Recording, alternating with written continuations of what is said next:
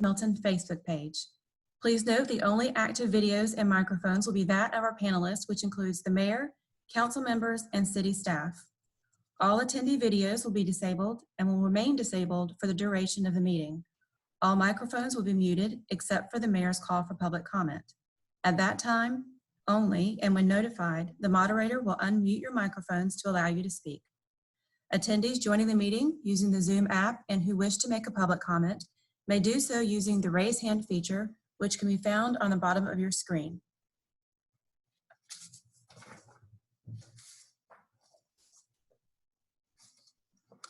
For Zoom app users, this is same, like I said, is located at the bottom of your screen. You click raise hand.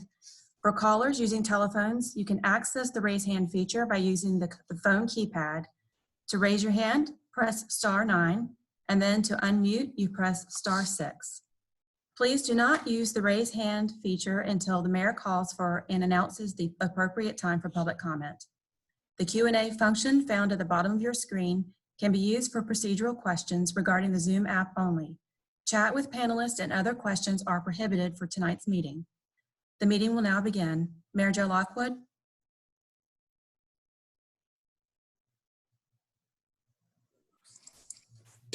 Any of you guys that know me and know my technical skills, I'm a little challenged right now, so it took me a second to unmute. Again, welcome to everybody.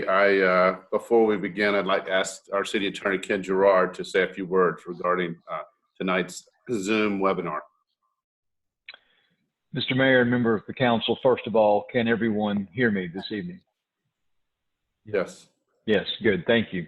All right, fantastic. Mr. Mayor, members of the council, I just wanted to offer a few preliminary remarks to let those in attendance, both obviously virtually or on Facebook, know the reason and the governing authority for why we're able to have this sort of a meeting. Obviously, this is the first of its kind in Milton, and candidly, the first of its kind for most jurisdictions anywhere.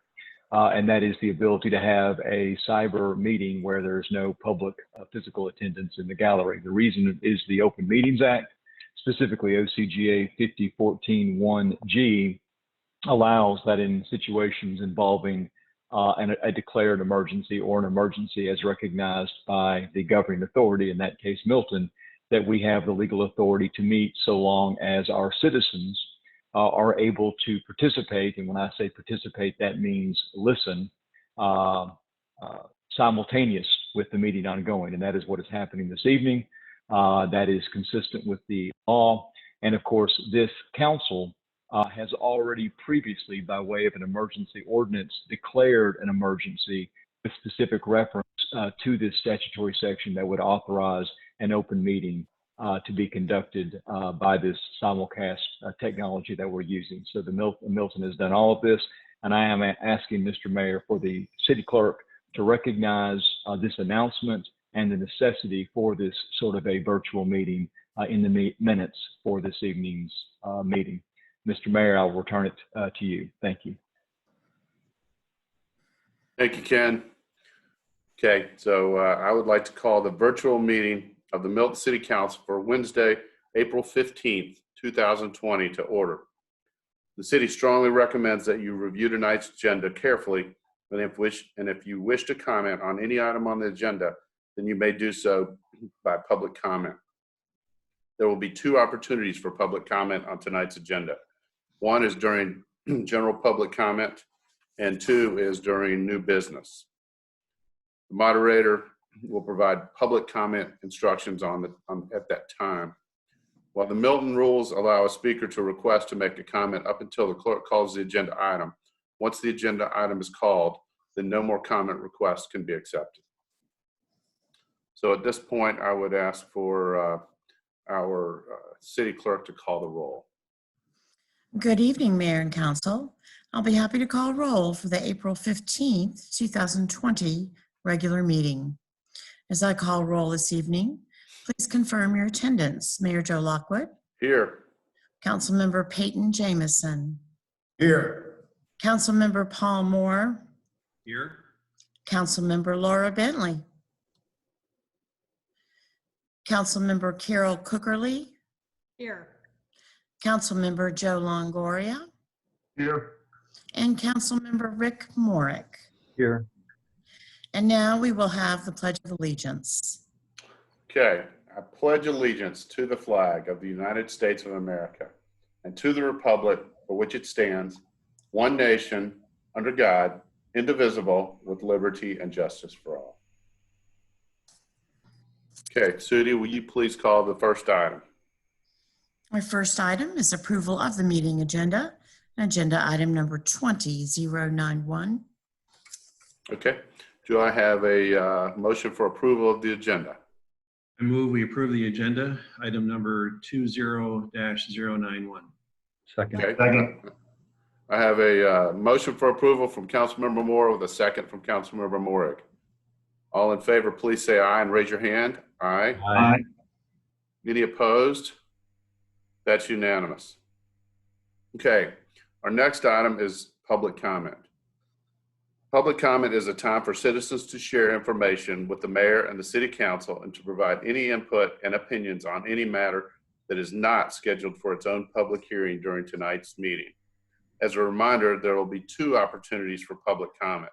The first, which is now, is general public comment. And if you wish to make a general public comment, please use the raise hand feature located in the bottom of your screen now. If you're using a telephone, press *9 and to raise your hand. And as a reminder, when your name is called, please unmute your microphones and state your name and address before your comment, and you'll have 5 minutes for remarks. Stacy, do we have any general public comment this evening? We do, sir. Okay, if you would please call the first speaker. Okay.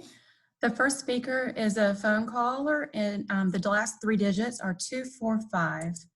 Speaker, if you will unmute yourself by pressing *9 and go ahead and say your name, address, and state your comment.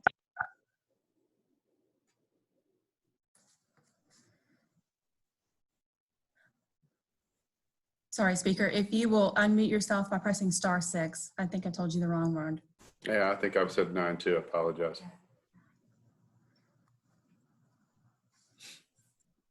Hello, my name is Ed Mitchell. I'm a partnership specialist with the U.S. Census Bureau. And my comment basically is that we are still under the COVID-19 stay, which means our field operations have basically been delayed. But we still are in the process of getting people to respond online. So far, Milton has done a great job. We're at 59 point, actually we're at 60% response rate today. We got a challenge on our hands from the city of Johns Creek. They're 1.6 points ahead of us. They're at 61.6%. So I'd like to issue a challenge to all the listeners for the city of Milton to talk to all of their friends who have not responded to the census to date. And you can do it online just by going to my2020census.gov and follow the prompts, or you can call a 1-800 number. For English, that 1-800 number is 844-330-2020. Again, that's 844-330-2020. So I'd like to, again, issue the challenge to Milton to continue to stay ahead in this North Fulton race to 100% by whatever initiations or outreach efforts that are needed to engage citizens and encourage them to go online and fill out submit their citizens information. Okay, thank you very much. Thank you very much, Ed. Stacy, do we have any more general public comment? We do, sir. We have another phone caller, And the last three digits are 278. Caller, if you will press *6 to unmute yourself and state your name, address, and your comment.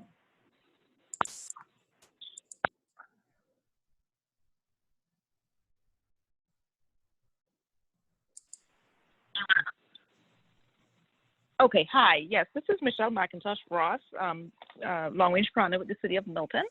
And I'd just like to second what Ed Mitchell spoke on earlier. We want to get everyone counted. The census window is still open for everybody who have not responded yet to go ahead and respond to the census. And so I just encourage everybody in Milton to respond. And if you want to have some fun, we can go ahead and try to get ahead of the rest of our sister cities in the response rate as quickly as possible so that we can reach that 100% first. So that's my challenge. Thank you. Okay, thank you. Thank you, Michelle. Stacy, do we have any more general public comment? We have one other one that just raised their hand. If you would like to hear this person talk, her name is Krista Khan. Okay. All right, Krista, you can unmute yourself and go ahead and make your comment, or state your name and address and make your comment.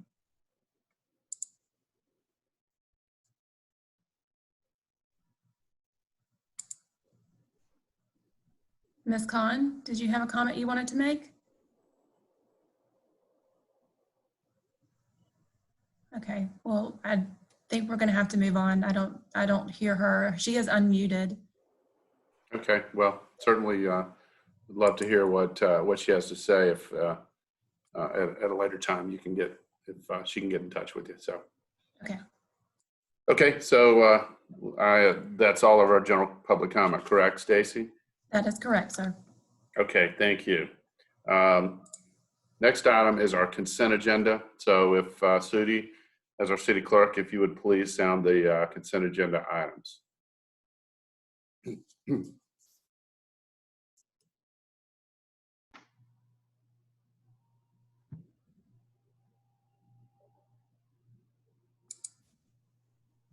City Clerk, I believe you're muted. If you unmute yourself and state the agenda items, please.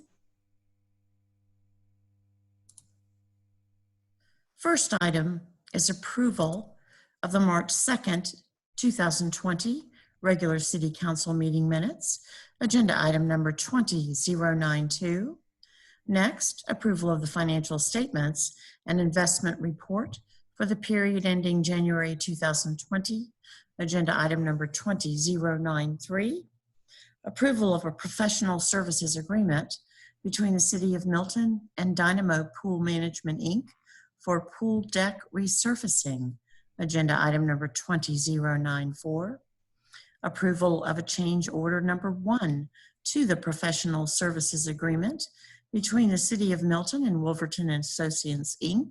for the Freemanville Road at Birmingham Road intersection improvements to revise the proposed geometric alignment of the roundabout, agenda item number 20095. Approval of a professional services agreement between the City of Milton and Pond and Company for on-call planning services, agenda item number 20096.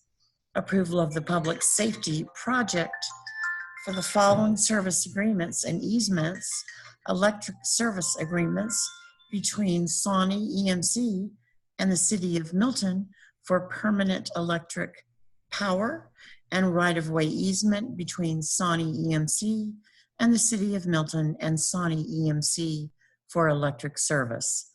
Agenda item number 20097. Next, approval of the public safety project for the following service agreements and easements: a non-residential gas extension contract between AGL Atlanta Gas Light Company and the City of Milton to provide gas service infrastructure, agenda item number 20098. Approval of a professional services agreement between the City of Milton and Tennell, Spangler, Walsh and Associates, Inc. for on-call planning services, agenda item number 20099. Our ninth item is approval of a change order to construction management at-risk agreement between the City of Milton and New South Construction Company, LLC, for the new Public Safety Complex project. Agenda item number 2100. Approval of a construction services agreement between the City of Milton and Prime Contractors, Inc. for selective demolition and mold remediation services at the former Milton Country Club. Agenda item number 2101. Approval of an athletic association organizational manual agreement and facility use agreement between the City of Milton and Hopewell Youth Association to provide youth baseball programming. Agenda item number 2102. Next, approval of an athletic association organizational manual agreement and facility use agreement between the City of Milton and Eagle Sticks Lacrosse. Agenda item number 2103. Our next item is approval of a change order to a task order with BM&K PC to provide pre-construction and right-of-way acquisition services for Hopewell Road corridor intersection improvements. Agenda item number 2104. Approval of a goods and services agreement between the City of Milton and Purvis Systems, Inc. for a fire station alerting system. Agenda item number 2105. Approval of a construction services agreement with Ashford Gardeners, Inc. for the recovery and cleanup of the trails located at Birmingham Park, 16050 Old Bullpen Road. Agenda item number 2106. Our 16th and final consent item is approval of a construction services agreement with Blackjack Paving, Seal Coating and Striping, LLC, for updated striping and the addition of raised pavement markings. Agenda item number 2107. Okay, I'll open up for a motion for approval on the consent agenda. Mayor, Make a Mayor, I motion. move that we approve the consent agenda as read by the city clerk. Okay, do I have a second? I'll second. Okay, I've got a motion for approval from Councilmember Longoria with a second from Councilmember Moore. All in favor, please say aye. Raise your right hand. Aye. Aye. Is there any opposed? Okay, that's unanimous, City. So our next items, we'll move on to reports and presentations. City, if you'll please sound the first item. This is recognition of Milton Citizens Government Academy graduates, 4th cohort. Mayor Joe Lockwood. Okay, I'd like to recognize and express our appreciation.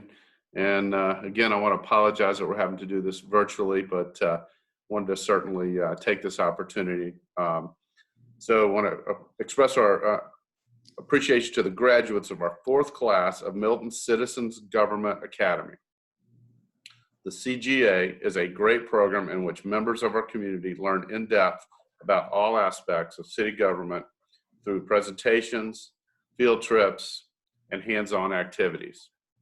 This year's class completed 7 weeks of in-person sessions, learning firsthand from Milton officials, and then finishing off with a final virtual session. Today would have been their graduation. Even if they aren't here in person, I want to honor them for their participation in the Citizens Government Academy and contributions to the City of Milton.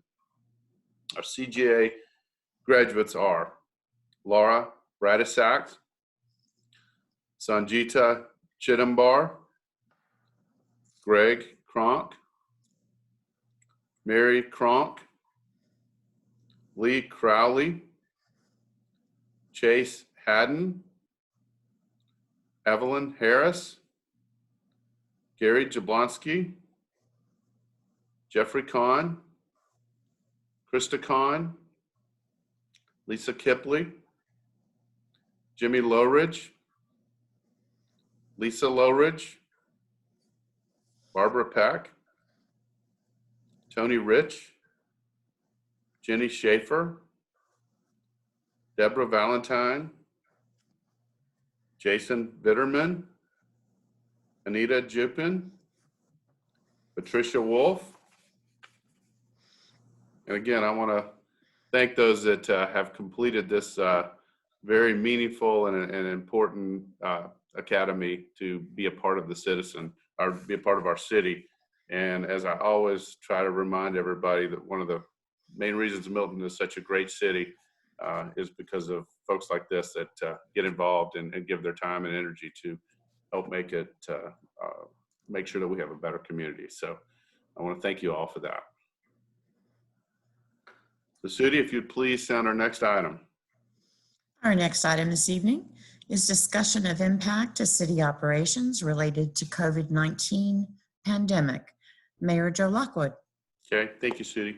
I want to use this opportunity to just discuss a few things of what the city has been doing and possible issues, as well as during this virus outbreak, but also allow council to also ask any questions or give any input that they're hearing out there. So if we could start out, and I'm going to pull staff and Steve into this, but we could kind of discuss how the city in general has been since the last time we met in person, how the city operations are or how the city is handling things right now virtually. So Steve, if you're there.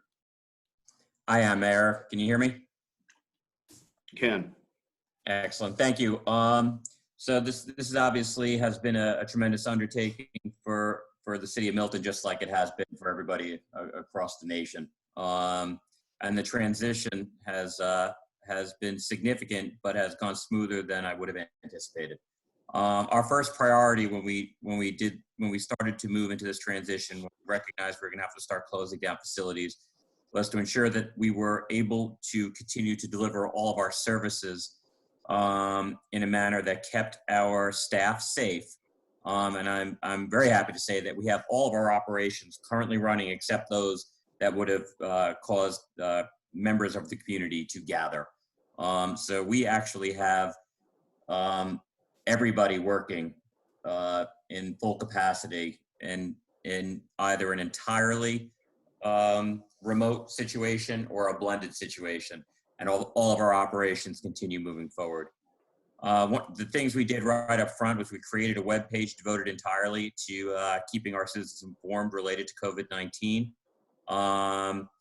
Mayor, you suspended several regulations so that businesses that were most impacted by the current situation could continue to operate. And additionally, you extended certain deadlines so that businesses could hold on to much needed cash during this very critical time for them. So as I said, we switched gears and we started moving towards this telecommuting environment. And as we transition to the telecommuting environment, I should say that all but our public safety personnel, obviously they're still out there and they're answering calls, but they're doing so in a manner that they've adopted best practices for our public safety personnel. So when they're responding, they're doing so safely in a manner that protects both our staff and the potential patient or caller. And I'm pretty happy to say that, and I don't want to jinx us, but our safety protocols appear to be working 100%.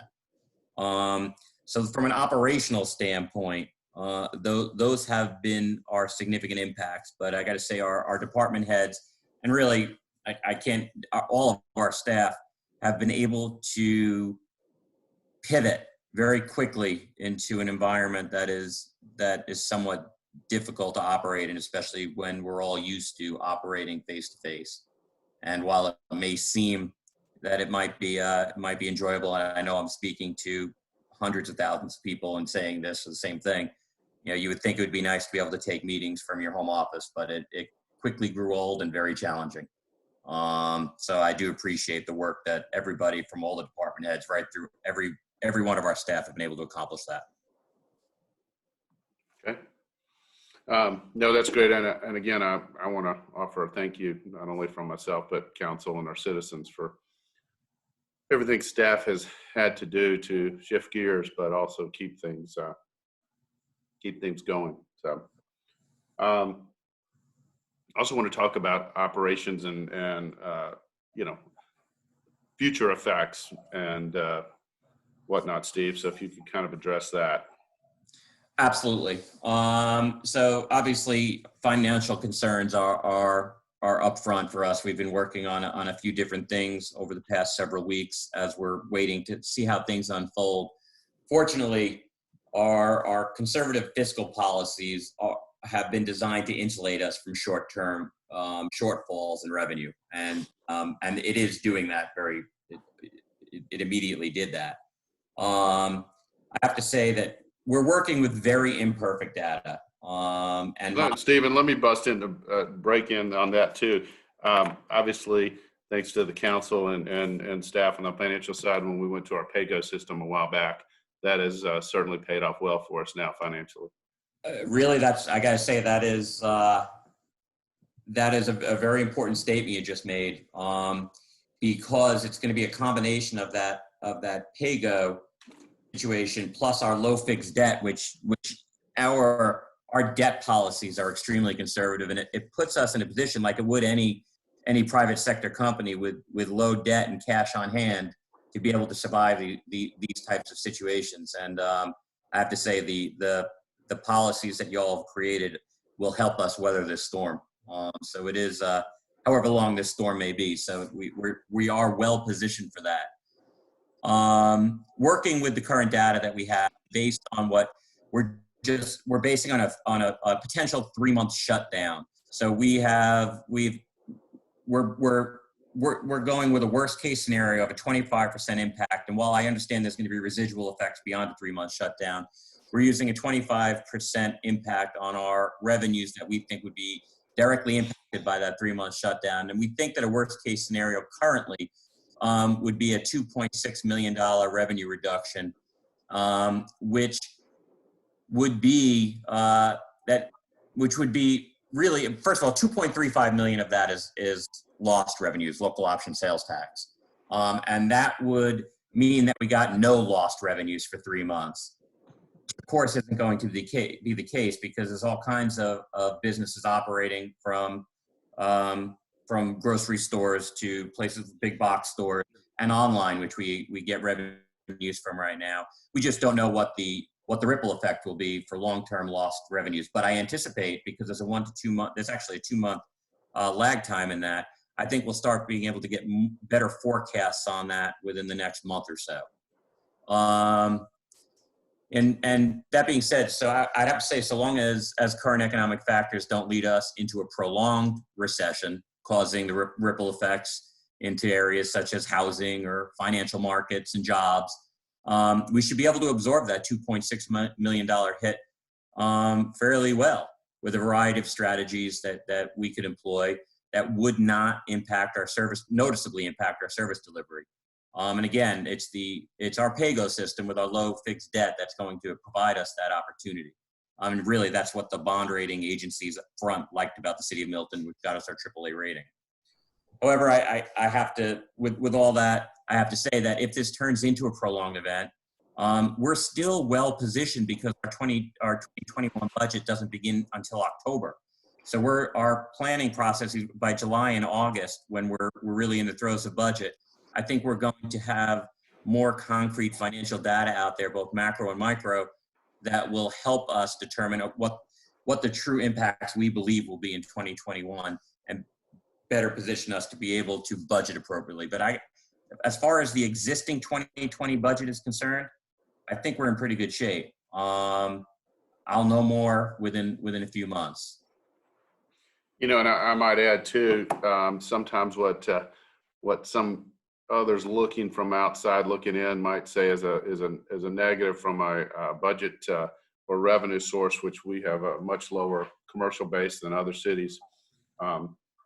That's actually probably helped us right now. And again, some of our sister cities have obviously a much larger commercial base, but also, example, City of Alpharetta has, 37 hotels and conference facilities, things like that, and as well as some of our other cities, which we don't. So again, we're not taking a huge hit in those areas too. So This will be about the only time, Mayor, that this will be an advantage. yeah, Joe. Yeah, Steve. So do we know if there's been any impact on the construction of the new court facilities or the fire station? Because any kind of delay there impacts the savings that we're projecting on our lease on Deerfield. Is that correct? No, that's an excellent question. We just met on that yesterday, and we are on target and on budget. Even with the social distancing protocols, they have put in significant protocols in there with wash stations and other cleaning stations, keeping everybody apart. But we are still moving forward at a rate that we should be, and we anticipate there'll be no impact on that.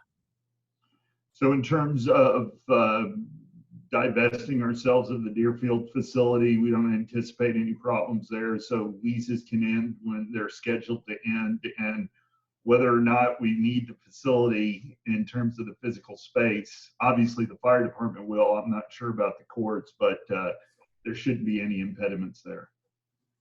There should not. Fortunately, it's police and court are the only ones left in Deerfield, and we anticipate that we'll be able to get them in within several weeks of when our lease ends there. It should give us time to fully set up, make sure our IT infrastructure is working, and we've left ourselves a decent cushion there.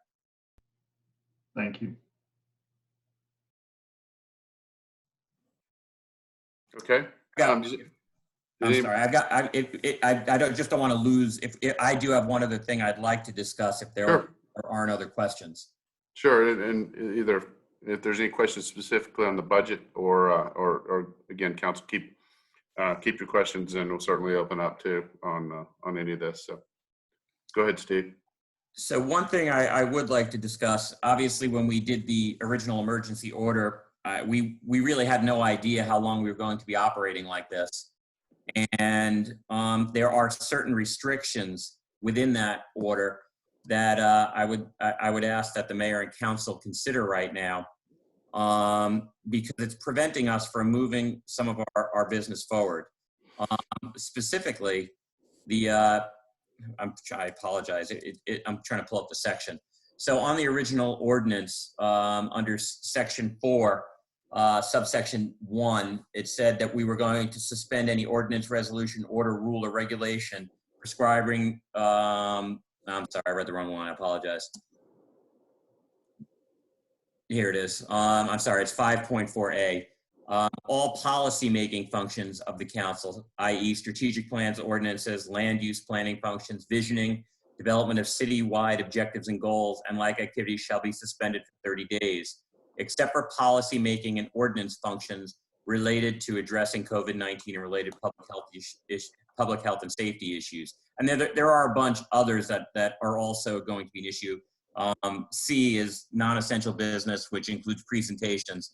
But we've got a few things in the hopper right now, and these are just a handful of what we're looking at.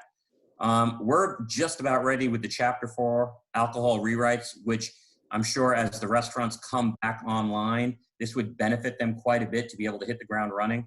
Our tree ordinance, our vaping ordinance, our trail plan. We've got a presentation on a new method of acquiring vehicles that we think we could save a significant amount of money on. And I'd like to find a way to be able to get these before you, considering I'm sure the next meeting in April is still going to be virtual. And it's very possible, considering that the first meeting in May is within the first couple of days of May, that will also be virtual. And I don't want to unnecessarily hold things up if we can help it. Okay. Is there? That's just regarding impacts on operations. Yeah. Certainly. Is there any input on that, council? That or any of the other items, questions? Okay, I guess we'll take direction from Ken, or at least be addressing this moving forward, correct, Steve? You do have an agenda item coming up that you'll consider for extending the current emergency Right. order, that might be the appropriate time to discuss that, but this is affecting operations. I just wanted to bring it up here. Okay. Is there anything else, staff, or then council that, wants to bring up or questions or discuss about current ongoing operations in the situation? Joe, I have maybe a comment and then a question. When I am out and about for essential services, things that are appropriate to be amongst the community, I still see a Milton presence, both with fire, police, and rescue. If Steve or any of the chiefs could comment this evening on just to address any concerns the citizens may have, we're still fully operational for all of our city services from that standpoint too as well, correct? We are, and I'll just answer on their behalf just for logistics here. We are doing really nothing differently from a police and fire perspective, except where it pertains to how we respond to a patient with potential COVID-19 symptoms. We're protecting our staff a little bit more, and our police officers are practicing social distancing from each other and from people that need their services. But otherwise, there is no impact on service delivery in either regard. Terrific. Thanks, Steve. Anybody else? Again, I just also want to thank all, not only you, Steve, but and staff members that are participating in this meeting, but also all our staff for these certainly different and trying times. So thank you, guys. All right, we'll move on to new business. Sudi, if you'll please sound the first new business item. This item is council consideration of a new emergency ordinance associated with the COVID-19 pandemic to become effective April 20th, 2020, upon expiration of the existing emergency ordinance, and to run for an additional 30 days. Agenda item number 20108, Mr. Ken Gerard.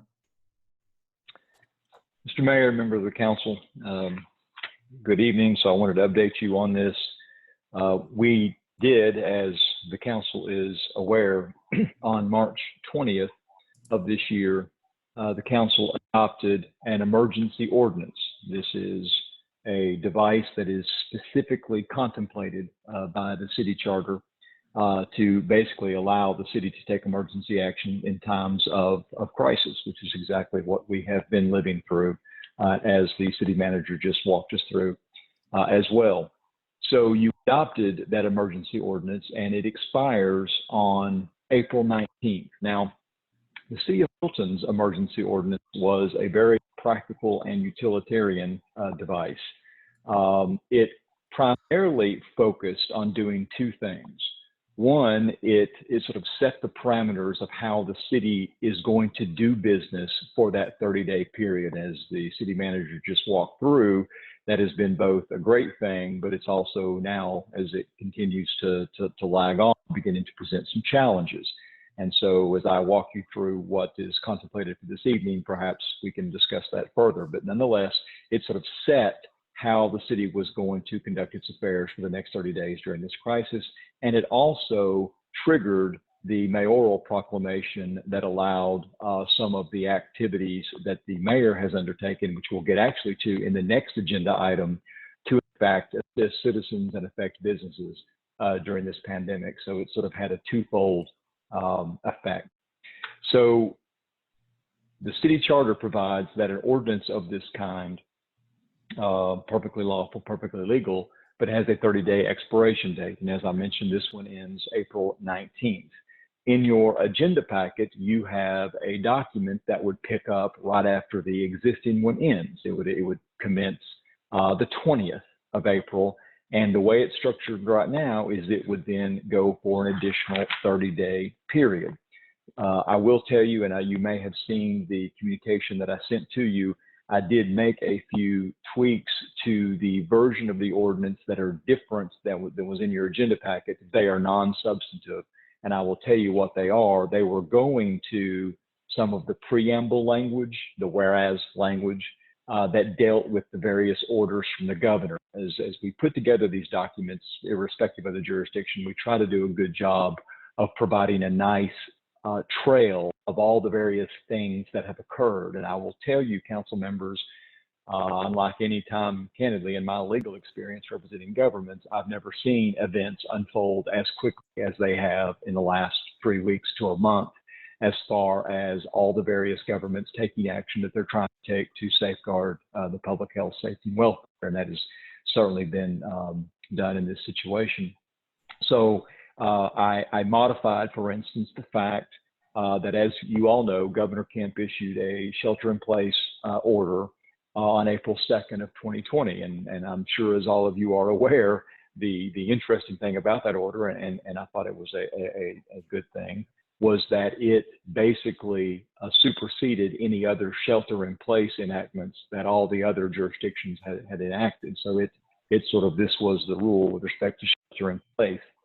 That shelter-in-place order from Governor Kemp had a natural expiration date of April 13th of 2020, but then on April 8th, Governor Kemp extended the shelter-in-place until April 30th, and also extended the statewide declaration of emergency until May 13th, 2020.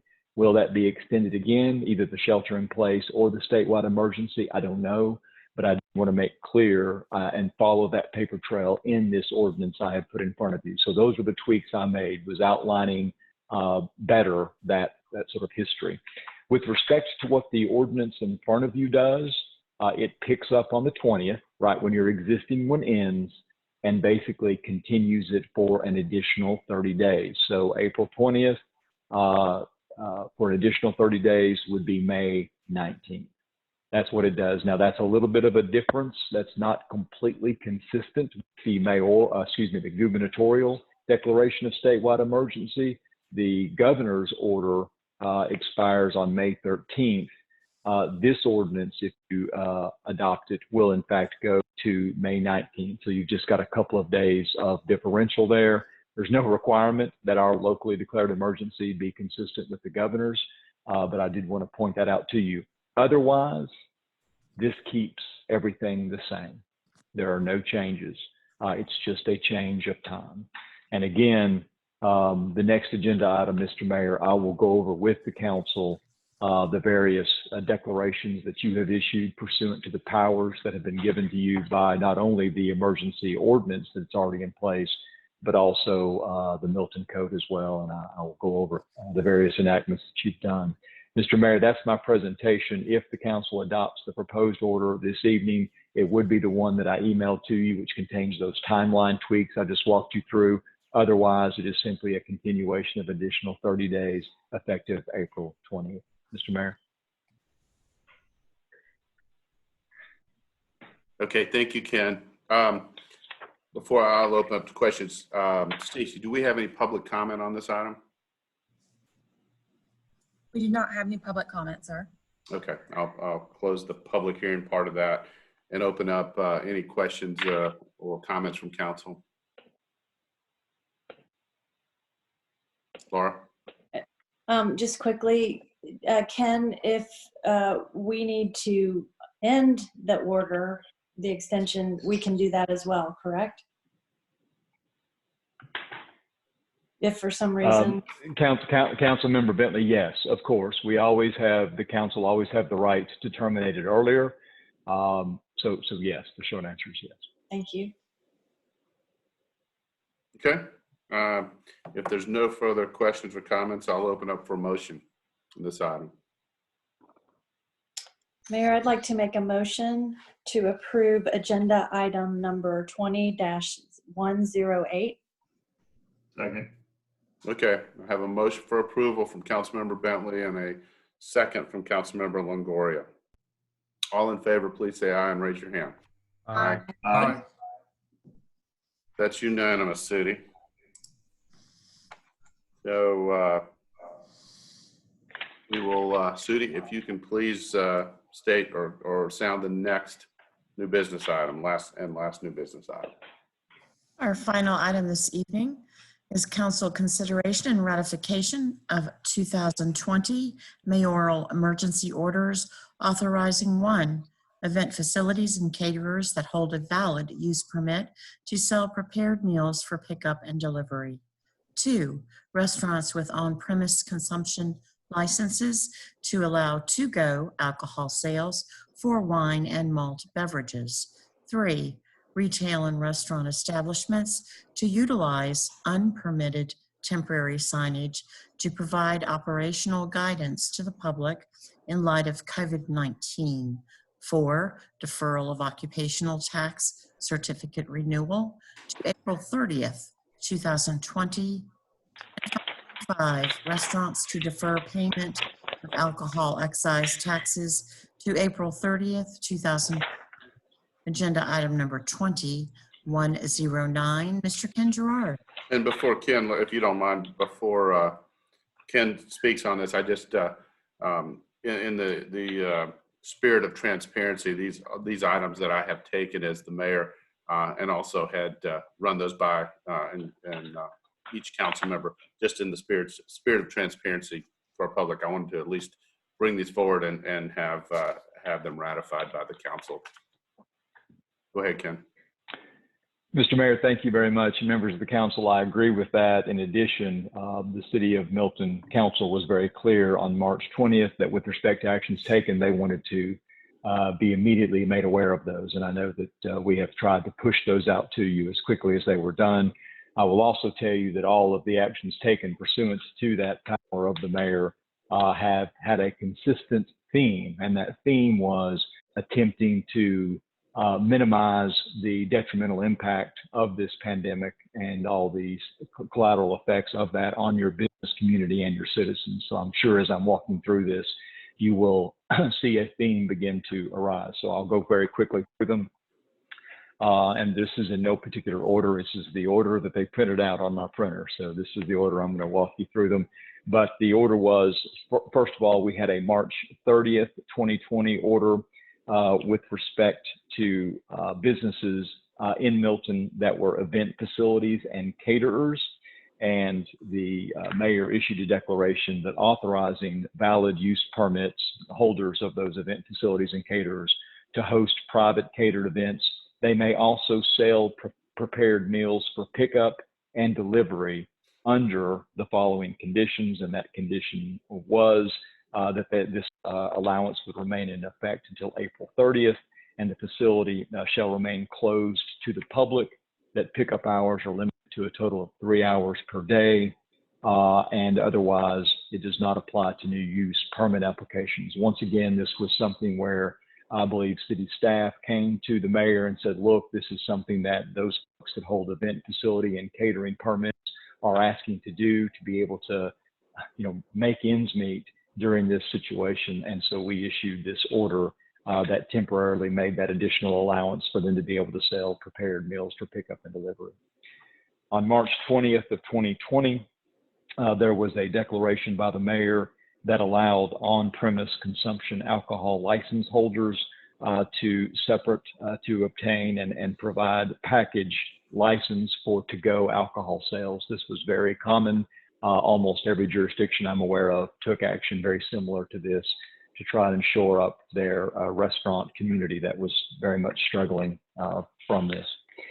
On March 23rd, the mayor issued a sign permitting declaration that allowed restaurants and retail establishments to erect some additional temporary signage. Members of the council, I don't have to tell you that right now retail and restaurants have been uniquely hit by this pandemic, and many of them are struggling to get their message out. Are we open? How do you engage us for business? Curbside service, different hours of operation. All of those were being asked about in the city of Milton as well. And so the mayor exercised his authority and allowed some additional temporary signage for obviously the extent of the emergency. That'll have to come down when the emergency is over. But again, something to allow these businesses to be able to communicate to the public and hopefully bring in additional business if they can.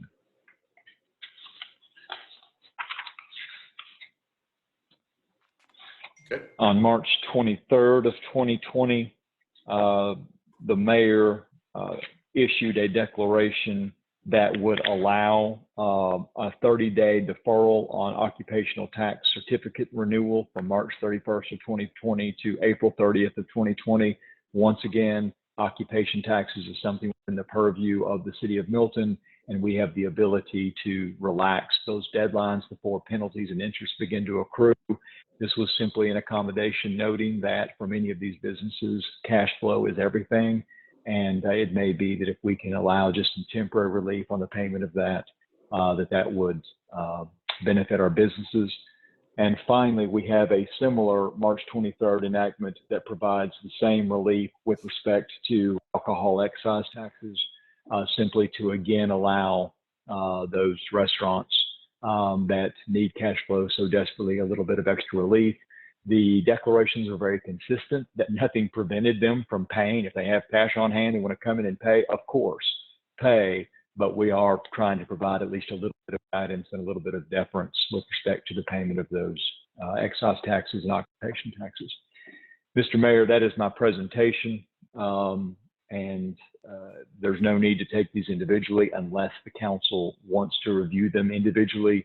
But if the council simply wanted to make a motion to adopt all of the declarations that I have gone over in one omnibus motion, that would be perfectly in order. Mr. Mayor. Okay. Before I open to council, Stacy, do we have any public comment on that? No, sir, we do not. Okay. All right. Certainly open up to public comment. I'm sorry. Council discussion or comment, Seth? Anybody? Everything? Okay. Mayor, can I ask a question? Absolutely. Steve? Ken, I just want to check because we've got some dates in these. Do these automatically get extended through that May 19th date, or do you have to reissue these to extend the date? Yeah. Steve, Mr. City Manager, thank you for asking that. I will probably need to work with your offices to extend any of these.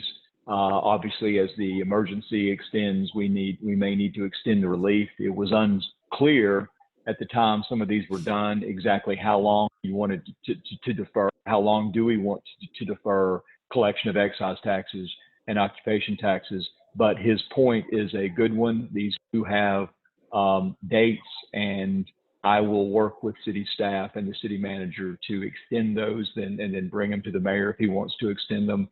Some of them may roll over. I'm looking at them right now to see if any of them just run coterminous with the declaration of emergency. But if not, we may have to extend them. And if we extend them, then we'll do the same protocol. We'll bring them to the council, let the council know about it, and at some future day, we'll ratify them again. Thank you, Ken. Thanks. Good question, Steve. Okay. Any comments or questions from council?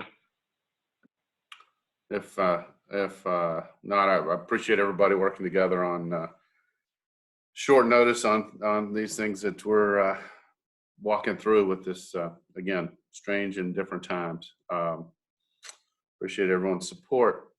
I'll open up for a motion on this item.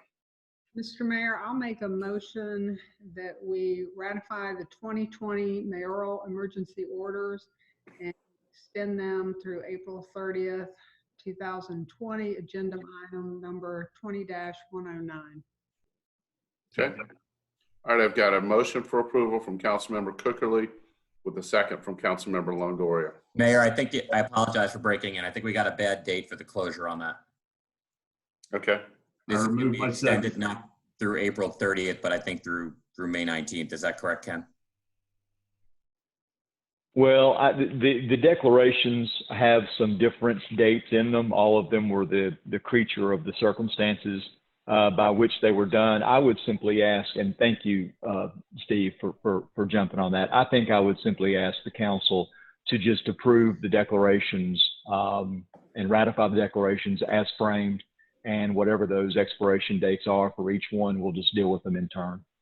Thank you, Ken. Okay, so should I reframe that? Yes, ma'am. I would appreciate that, Councilmember Cookerly. If the motion could just be to approve the declarations as presented in your agenda file. Okay. Mr. Mayor, I make a motion to ratify the declarations as framed on the agenda item number 20-109. Second. All right, have a motion for approval as read by Councilmember Cookerly with a second from Councilmember Longoria. All in favor, please say aye and raise your hand. Aye. That's unanimous, City. Thank you. All right, we'll move on to reports. I do want to bring up one issue that Steve had brought up earlier about business items that may need to be taken care of. Again, because we don't know how long or didn't know how long that will be under this order, and with not having public meetings, or at least physical public meetings. So, Steve, what are your thoughts on, I know you brought them up earlier under discussion, but, things like the trail plan and stuff like that business that needs to move forward, but that we might have to deal with remotely. I appreciate that, Mayor. Thank you for bringing that back up. We have certain ones, especially like the chapter for the alcohol ordinance rewrite. It could have an immediate impact on some of these businesses as they come back online. And I don't believe that under the current 5.4A, under the emergency ordinance, that we would, in theory, we're supposed to, you're supposed to consider things like that. And they're obviously, they fall along the spectrum. There are certain things that will lend themselves well to an online meeting. I think we could do the alcohol fairly simply. There might be others that might not be so simple.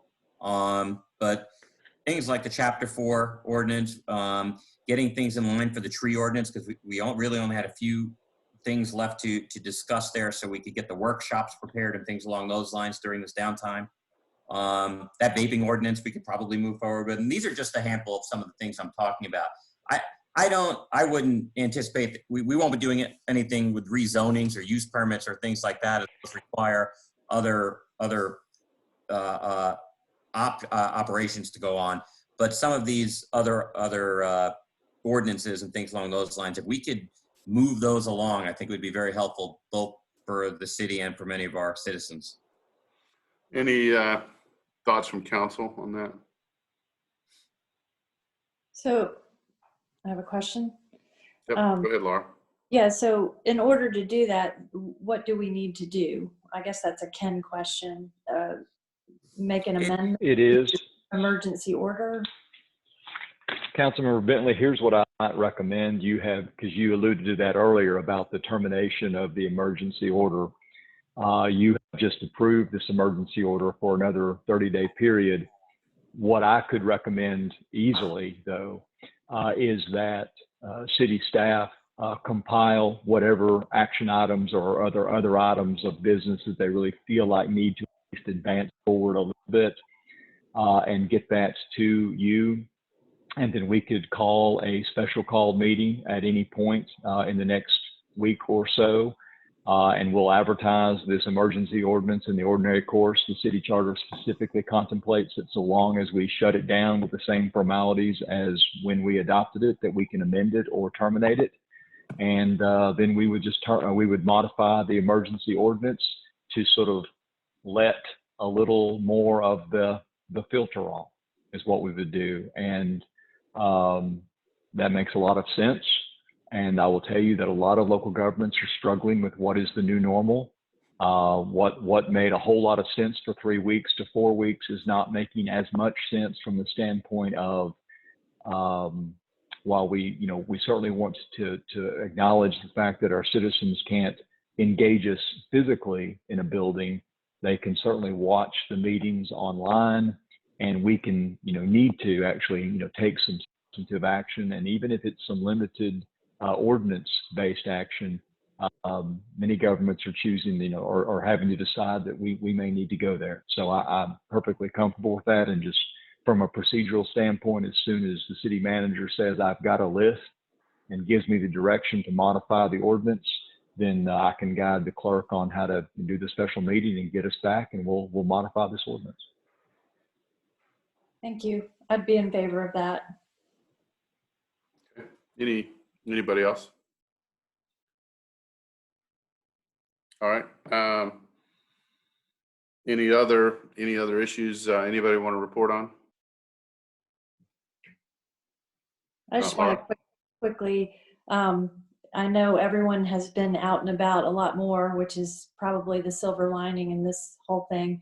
But I really wanted to give a shout out to the public safety officers. I see them a lot in the places that I'm walking, and I know that they're very helpful, because when our police officers are often busy, they're out and about and responding to other calls that may not rise to the same level of importance, which is also, you know, an important part of the community. I think that was a great idea, and now I get to see it all the time. So anyway, thanks to them. I just wanted to give a shout out to that. I would reiterate that. Obviously, you know, all of our staff, but our public safety that is out and about, doing a great job.